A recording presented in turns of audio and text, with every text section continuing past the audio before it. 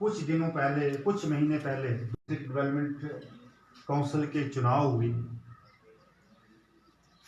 और वो चुनाव जम्मू कश्मीर के इतिहास में पहली बार हुए। पहले भी, आज इस रियासत में पहले भी कभी कभी पंचायत के चुनाव होते थे, सरपंच बनते थे, लेकिन सरपंच को पावर्स नहीं होती। यह हम सब जानते हैं, ये सच्चाई है। सरपंच बेचारा चुन के जाता था, उसके बाद लोग जाते थे, काम बताते थे, लेकिन सरपंच कोई काम रखता था तो ग्राम सेवक कोई कर देता था। वीडियो की मर्जी कहेगी तो बिल निकालेगा, नहीं कहेगी तो नहीं निकालेगा। सरपंच सिर्फ गालियां सुनने के लिए बने। और पंचायत राज काउंसिल बनाई, डिस्ट्रिक्ट काउंसिल्स बनाई। अब होता क्या है, इनको पावर्स दे रहे हैं, इनका प्रोटोकॉल बना रहे हैं। उससे क्या होता है कि ज्यादातर काम जो पंचायत लेवल के, अगर सरपंच के पास पावर्स हैं तो वो उनको करेगा। छोटे मोटे काम होते हैं, कहीं गली कहीं टैंकी, तो ज्यादा काम किसी का फार्म भरना है, किसी का सर्टिफिकेट है, वो हमारे डिस्ट्रिक्ट से तक ही होते हैं। स्टेट लेवल का तो कोई किसी का काम हो। लेकिन एक छोटे से कहीं पानी बंद हो गया, कहीं बिजली बंद हो गई, तो फोन करना पड़ता था किसको, एमएलए को ढूंढना पड़ता था। वो एक अच्छा माहौल नहीं।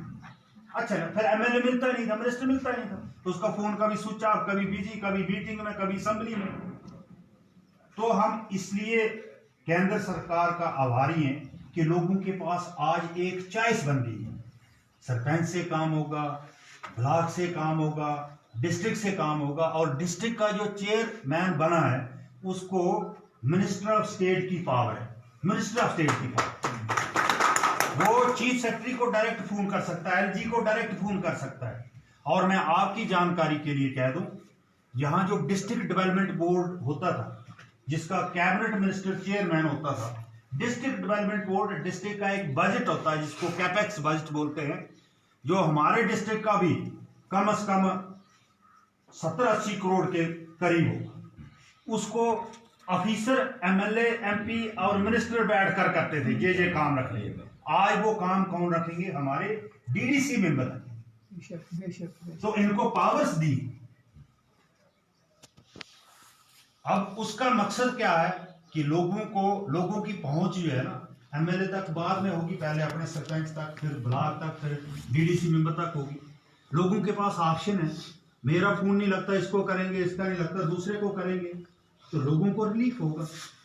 तो इसलिए हम कहते हैं कि पंचायत राज जो 70 साल के बाद पहली बार पूरी तरह से इस रियासत में नाफिज हुआ है, इससे इस बात की पूरे हमारे जम्मू कश्मीर की जो अवाम है उनको मुबारकबाद है। आज पहली बार डीडीसी का चुनाव हुआ, पहली बार हमारी ये बेचारी लड़की आई रीता, इसने चुनाव कंटेस्ट किया, प्रचार भी किया, हम भी गांव गांव में गए, आप लोगों ने वोट दिया, ये कामयाब हो गई। आज ये लोगों का शुक्रिया अदा करने के लिए गांव गांव में जा रही है। हमें खुशी है जब इसका रिजल्ट ये आ गया, काउंटिंग होगी, हमने रैली की, तो रैली के बाद इसने कहा हमने अब गांव में जाना है, लोगों का शुक्रिया अदा करना है क्योंकि उन्होंने हमें चुना है। तो मुझे इतनी खुशी हुई कि देखो, हमने अगर कैंडिडेट सिलेक्ट किया, उसको इतना एहसास है कि हम लोगों के पास जाएं, उनका शुक्रिया अदा करें, क्योंकि लोगों ने वोट दिया है। ये बात नहीं है, हमने अपनी स्टेज पर भी कहा कि कहीं पर वोट कम मिलते हैं, कहीं पर ज्यादा मिलते हैं, नुमाइंदा एक ही चुन के जाएगा, 10 लड़ेंगे, 20 लड़ेंगे, लेकिन नुमाइंदा एक बनेगा और वो सबका नुमाइंदा होता है। और ऐसा नुमाइंदा जो भेदभाव करेगा कि किसने वोट दिया है, किसने नहीं दिया है, या कहां कम पड़ा है, जो उसमें भेदभाव करेगा, वो लीडर नहीं होता है। और ना वो कोई सियासी पार्टी में उसको मानता हूं जो भेदभाव के बेस पर चलती। अब अगर किसी गांव में वोट नहीं पड़ेगा, वो किसके पास जाएंगे, इसको फोन करेंगे। और मैं आज यहां बोल के जाता हूं कि अगर रीता आपका फोन नहीं उठाती, आपका काम नहीं करती, आप मेरे साथ कंप्लेंट कीजिए। मैं काम नहीं करता, मेरे डिस्ट्रिक्ट प्रेसिडेंट, मेरे स्टेट प्रेसिडेंट के साथ कंप्लेंट कीजिए। हमारी पार्टी की डायरेक्शन है, हर गांव में जाओ, लोगों का शुक्रिया अदा करो, सब लोगों को साथ लेकर चलो। एक नेशनल पार्टी है हमारी, दुनिया में सबसे बड़ी सियासी पार्टी है भारतीय जनता पार्टी। तो अगर सबसे बड़ी सियासी पार्टी है तो वो किसी एक कौम या एक तबके को लेकर नहीं है, वो हर कौम और तबके को लेकर जो पार्टी चलती है वो सबसे बड़ी सियासी पार्टी है। अब मैं आपको एक उदाहरण देना चाहूंगा।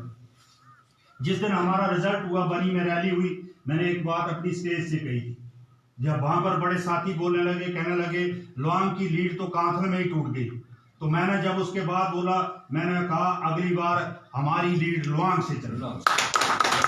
इसका एक मतलब है, हम चाहते हैं कि लोग हमारे साथ जुड़े। लोआंग के लोगों को ये ना लगे कि ये पता नहीं सोचते हैं कि वोट नहीं दिए। आज जिन्होंने हमें वोट दिए हो सकता है कल उनमें से कुछ नहीं देंगे, और आज जिन्होंने नहीं दिए हो सकता है वो कल हमारे लिए पूरा संघर्ष करें।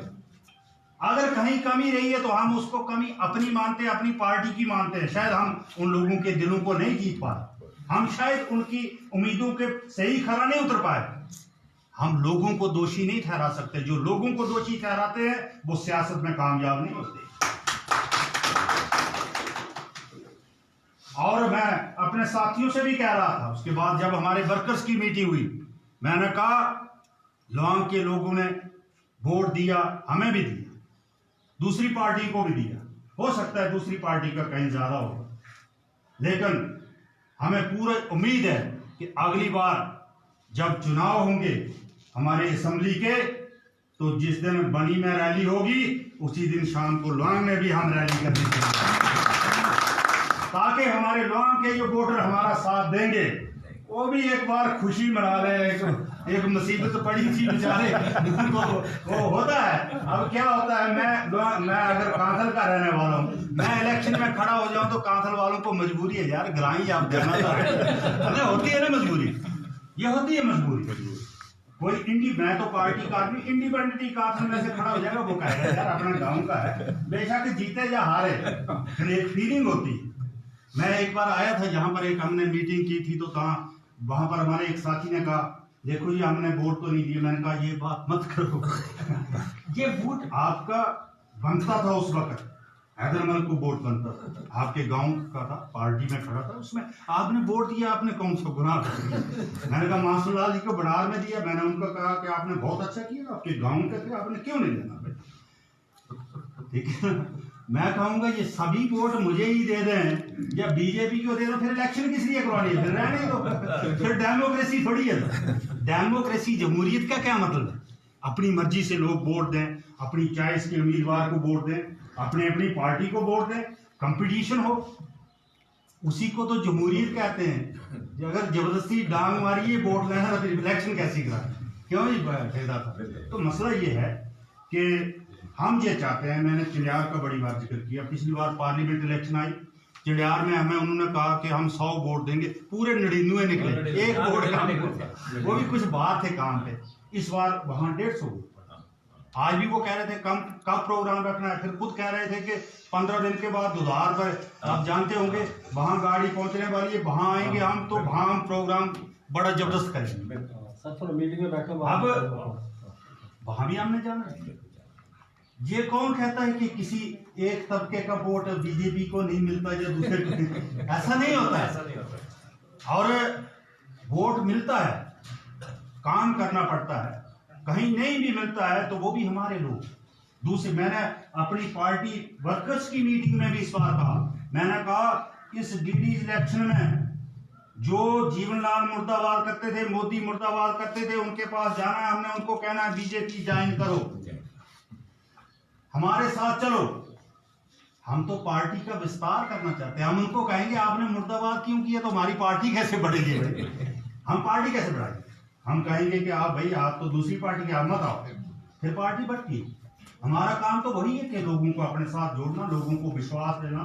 अगर लोगों को कहीं इलेक्शन के दौरान गलत प्रचार करते हैं, कई तो बोलते हैं नहीं बीजेपी आई, मोदी आई तो पता नहीं क्या हो जाएगा, पता नहीं 370 हटा दिया तो क्या हो गया। मैं 370 की भी बात आपको जहां एक्सप्लेन करूंगा। यही कहते हैं 370 हट गया, आपकी जमीनें चली। मुझे बताओ लोआंग वाले की किसी की जमीन गई? किसी की जमीन को ले सकता है जब रोड में गई सर, बाकी नहीं गई। अच्छा, उसके बाद नौकरियां चलेगी। मैं आपको बताता हूँ, नौकरियां चलेगी। नौकरी अगर 100 पोस्ट गवर्नमेंट की है, किसी भी डिपार्टमेंट अगर 100 पोस्ट है तो 100 बच्चे लगेंगे। हमारे 10,000 बच्चे फार्म भरेंगे तो उसमें से लगेंगे 100, कि जितनी पोस्ट गवर्नमेंट के पास है वही लगेगी ना। और हिमाचल में तो 370 नहीं है, वहां भी लोकल लगते हैं, डोमिसाइल है, यहाँ भी डोमिसाइल है, जो जहाँ के रहने वाले वो लगेंगे।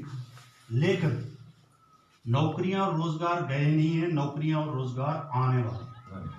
मैं बताता हूँ 370 की वजह से कैसे नहीं हटेगा। 370 हटेगा, जम्मू कश्मीर में इंडस्ट्रीज लगेंगी। 370 हटेगा, आज 3300 करोड़ प्राइवेट सेक्टर वाले हॉस्पिटल में इन्वेस्ट कर रहे हैं, वहां पर इलाज भी होगा अच्छी क्वालिटी का और हमारे लोगों को रोजगार भी मिलेगा। अच्छे स्कूल बनेंगे, वहां पर हमारे बच्चे भी अच्छी तालीम हासिल करेंगे और लोगों को नौकरियां भी मिलेंगी। होटल खुलेंगे, हमारे एरिया में तो ज्यादा होटल का स्कोप। अगर 10 होटल सरथल में खुलेंगे तो एक एक होटल में 30-30 बच्चे एडजस्ट होंगे तो 300 बच्चों को रोजगार मिलेगा। कोई खोखा खुलेगा तो घूमने। होटल बनाने के लिए हमें नहीं पता, मुंबई से आके बनाए, लेकिन उसमें काम कौन करेंगे? हमारे नौजवान करेंगे। सरथल में, ढक्कन में, चला में कितना स्कोप है हमारे इलाके में। और इस साल देखना कितना टूरिस्ट आता है। बाकी स्टेट को देखिए, यहाँ पर टूरिज्म का पोटेंशियल है 95%, 95% जो एम्प्लॉयमेंट है, रोजगार है, वो कहां से मिलता है?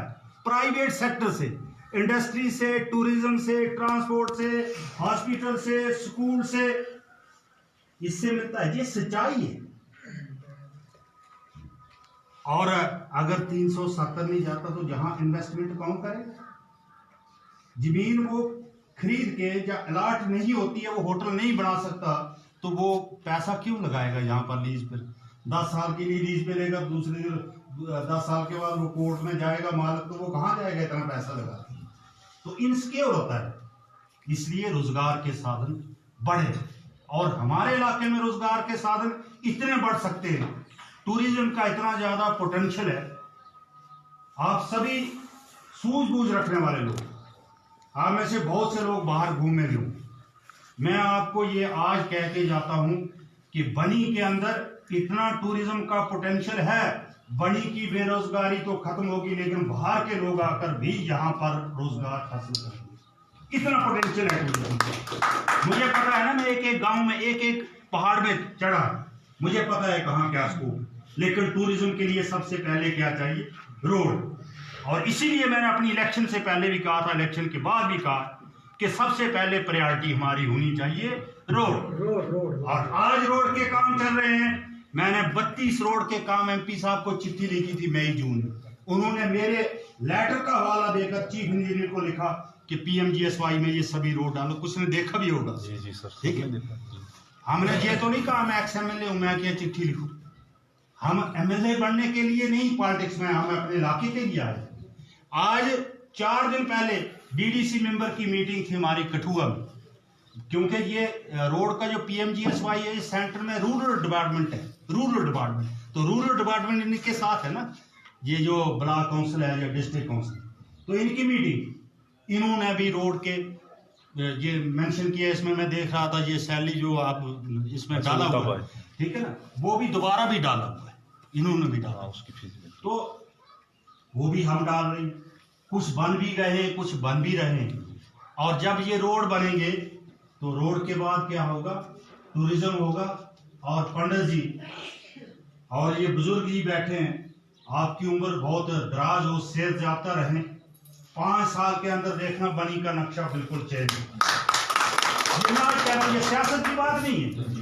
मैं कोई बोर्ड मांगने नहीं आया कि मैं आपको कोई ऐसे दिखा रहा हूं, कोई ख्वाब दिखा। ये एक हकीकत है। 5 साल के बाद देखना और आने वाले 10 साल के बाद देखना। ये मेरी बात आज की याद रखना।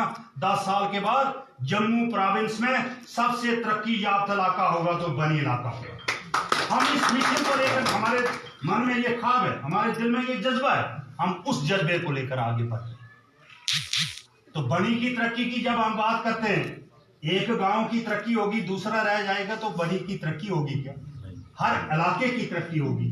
तो तब हमें हर इलाके को देखना, हर जगह रोड पहुंचे, हर जगह फैसिलिटी पहुंचे, तब जाकर ये इस इलाके को तरक्की पे राह पे हम ला सकते। आज क्या है, मैं आपको एक मिसाल दूंगा। जब मैं विधायक था उस समय तो मैं दुहाई में टूर कर रहा था, तो एक वैक्सीन चली थी, कोई वो 6,000 का इंजेक्शन था, स्कूल में लगाते थे बच्चों को, वो सेंट्रल गवर्नमेंट की तरफ से फ्री। तो किसी ने वहां शोषा छोड़ा कि ये जो इंजेक्शन है ये मोदी इंजेक्शन है, तो मुस्लिम बच्चे को लगेगा तो इनको आगे औलाद नहीं होगी, नस्ल नहीं। तो वो नहीं लगा रहे थे, डर था। ये हमारे सरथली में भी था।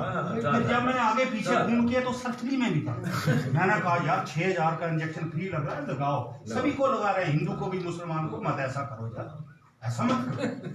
अभी ये वैक्सीन कोरोना की तैयार हुई तो अखिलेश यादव का बयान है कि मोदी वैक्सीन है जेरी में लगाऊंगा। अगर वैक्सीन साइंसदान ने तैयार की है तो किसी के भले के लिए है, तो क्यों लोगों को वही डरा रहे हो? क्यों डरा रहे? मत डरो। आज मोदी की स्कीमें आ रही हैं। कितने टाइम? 5 मिनट ही करना। तो बात यह है कि मैं बड़ी लंबी बात करना चाहता था, बड़ी चलो ठीक है। तो मसला यह है कि आज आयुष्मान भारत की स्कीम है, कोई भी अमीर है गरीब है जो इलाज करने के लिए, अमीर तो चलो फिर भी करवा लेता है, लेकिन गरीब बेचारा हॉस्पिटल में मरीज लेके जाता है, उसके पास पैसा नहीं होता।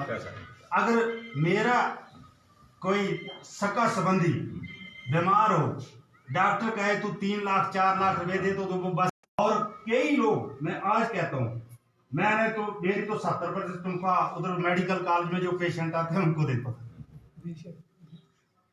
आज मोदी जी ने सबके लिए इंश्योरेंस कवर रखा कि 5 लाख तक जो गोल्डन कार्ड बन रहे, 5 लाख तक जो खर्चा है वो सरकार की तरफ से।